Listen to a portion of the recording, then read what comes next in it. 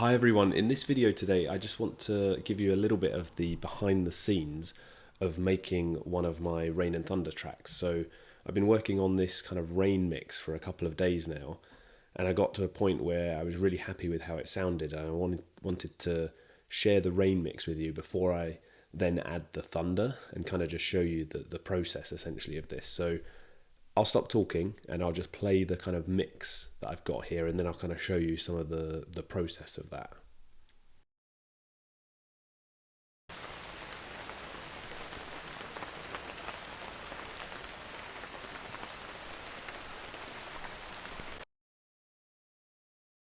So you can hear there, obviously there's three different layers mainly, and a lot of different textures from those different recordings. So there's kind of like the rain on the kind of a tarp or kind of plastic kind of sound. Kind of sounds like you're under a tent, which was the intention when I was making this. And then you've also got the more distant kind of rain on leaves sound as well.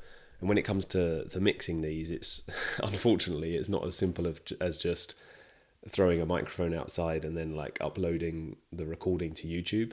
There's actually a lot that goes into it. So each individual track I'll basically EQ and mix. And you can see, for example, on this one, I've had to EQ a little bit to get rid of some of the low end noise. I've imaged the sound essentially to make it a little bit more in the center rather than in the side channels.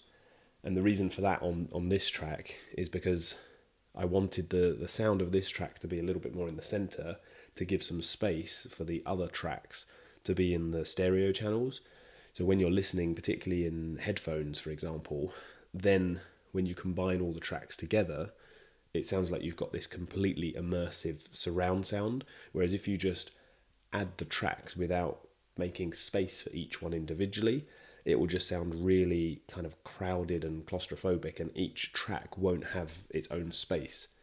This is the same as what you would do in mixing and mastering music, where if you had every instrument sounded like it was coming from the middle or from the sides, then nothing has got space and you wouldn't be able to hear each individual instrument. So there's a lot of similarities with that.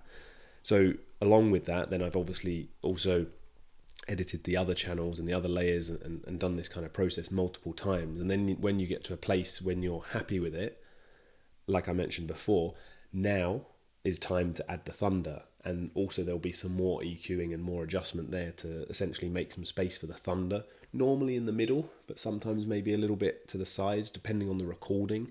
If the recording has a lot of kind of varying left and right different thunder strikes, then it kind of lends itself to that naturally, and I want to retain as much of that natural recording as possible. So I just wanted to give you a little bit of an insight today. Hopefully that's interesting. And once I've added the thunder, this recording should be published on YouTube maybe within the next week or so. So hopefully you like it when it comes up, and I'll see you in the next video.